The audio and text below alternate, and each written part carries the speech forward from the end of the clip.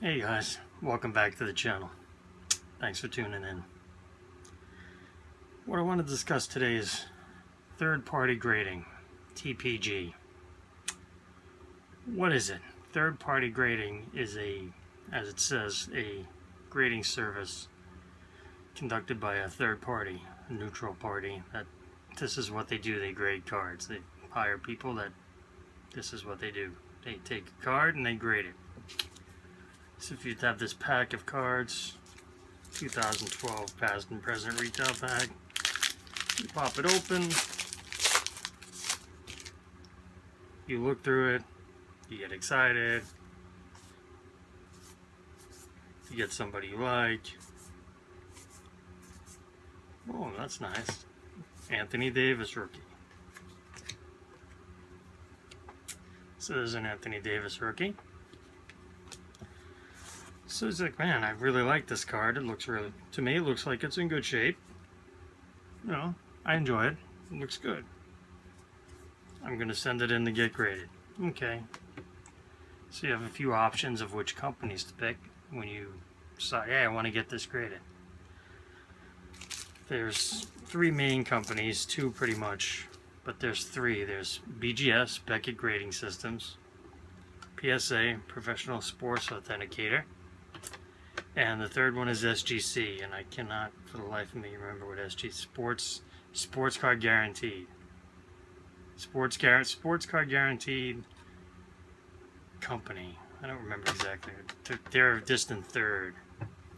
As far as I'm concerned, their focus is primarily pre-war. Pre-war stuff. Pre-World War II stuff. Actually tobacco era cards and such.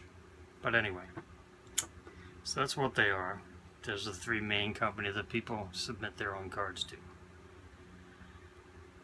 Why do people submit cards? For any various number of reasons. You can, if you want to resell cards, it makes it much easier when it's graded. It eliminates, I say this card is mint, this Anthony Davis is mint, and I put it on eBay. It's mint. You get it from me, oh, that corner's a little messed up, the centering's a little off, you said it was mint, it's not mint. Okay, well, you file a claim with eBay saying, this card's not mint, blah, blah, blah. You get to return it to me, I get to give you your money back, etc., etc. This is all fine and dandy, but sometimes you want the card and not the money associated with the card. Sometimes you want a card and you have money, but that card is not available. It just doesn't exist in the condition you want it and such. So you're out of luck. So you send it off to BGS and it gets graded. You send off, it can come back in any number of different grades. This is two separate cards from BGS. One is graded a 9. One is graded a 9.5.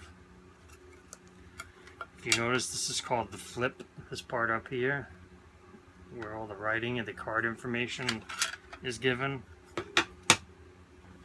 Get a better view of that.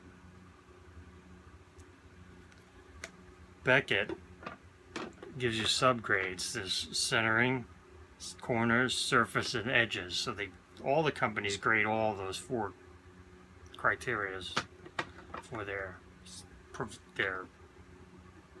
that's what they do. That's what they charge you for. Beckett gives you a breakdown on a scale of 1 to 10. 1, 1.5, 2, 2.5, all the way up till 10. For each subgrade, and then the overall grade. Now the overall grade is not necessarily the 4 numbers divided by 4, but that's a whole other topic that I can get into at another time. This video is going to get long, so I will do that another time. PSA, here's two PSAs, there's a 9 and a 10. This is SGC, this is a 98, which is their Gem Mint 10 grade, and a 96. which is a 9. Their numbering system's a little weird. It doesn't, it doesn't mean there's a 94. It goes from 98 to 96 to 92 to 88. Gets a little complicated. I don't really buy very much of their stuff. So. Now, how would you do this? How would you go to the website for each company? They have their own website, Beckett.com, psacard.com. All the information is there. It's very simple. It's very price ranges, from a couple dollars a card up into a few hundred a card, depending on what you're getting graded. A 52 mana versus 2012 Anthony Davis, like I just pulled out of that bag. Gonna run you a little bit different, but that's besides the point. Now, people always ask me, Eric, which do you collect?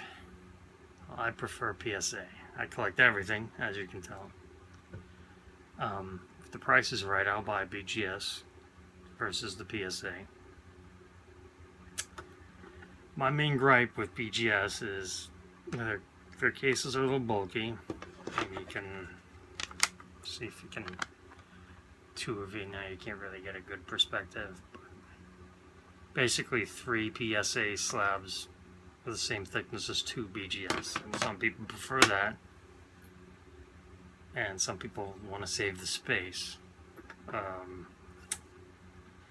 There's no doubt in my mind, or anyone's mind, that the BGS case itself is probably the best protection for the card. I mean, it's undocumented.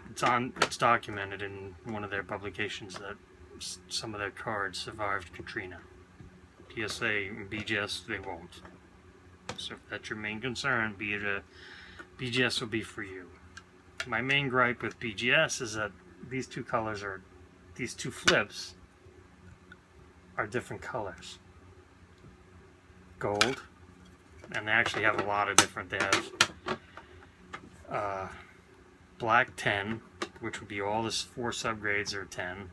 They have gold, that's black pristine 10, sorry. Then they have gold pristine 10, which would be 3 10s and a 9-5. Then they have gold 9-5 with 4 different, you could do breakdown of 1 subgrade of 9. You can have any combination of the 4, one of them being a 9. This one happens to be all 9-5s. So there's many different, and I feel it's almost as if the submitter is being punished for having a lesser condition card that they've submitted. Whereas if you broke these 2 cards out of their holders and put them down on the table, most people aren't going to be able to tell the difference between the two. Same thing goes for PSA. If you broke these both out of the holder and put them on the table, pretty much, 99% of the collecting public is not going to have any idea what the difference is. And what I like about PSA is that from the back, you can't even tell which is the 9 and which is the 10 unless I showed you the front. So all the flips are the same color. So when you lay them out on the table in front of you and you have them side by side and such, your eye goes right to the card. You have to look. You have to look to see what the grade is. Now, the BGS, they have different colors: silver, gold. There's a white, which I didn't bring out, prepare for this video 100%. But so this part is white. When the grade is below an 8.5, it becomes white. It's a white piece of paper instead of a silver-looking, metallic-looking. So it's almost like they're punishing the submitter. So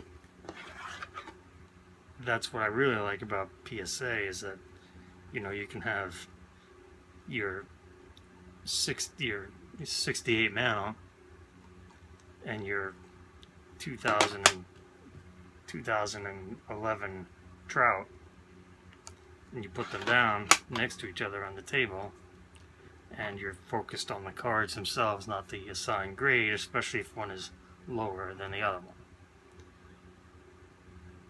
So that's a basic little quick rundown of third-party grading, what it is, and how it's done, and why I prefer PSA to BGS. One other quick thing I guess I could add on while I'm over the 10-minute mark, I apologize. Another reason I like PSA is that it's more of a, like, not a fraternity, like a camaraderie. It has more of a camaraderie, more of a, you know, people who collect PSA, you know, they're, and this will sound wrong, but they're more collectors than flippers or investors. And, you know, they don't, with BGS, you know, there's no camaraderie, there's no, you know, just fellowship. It just doesn't seem to be there, in my opinion. I mean, the card is the card. The card, at the end of the day, the card is what the card is. But there's just, it's just not the same. And having, you know, I've been doing this for 13 years now, collecting graded cards, mainly rookies. But, you know, and I've collected them all grades, all companies, and just PSA, just you know, just has a better oomph to it. Having trouble really putting it together, but that's just my preference. With BGS, you know, you get this, you know, if this had 2 10s and 2 9.5s, it would be a half a point away from being a 10. And then, you know, I just get the feeling that BGS guys, collectors, girls too, women, everybody collects. But BGS collectors tend to, you know, micromanage the card more.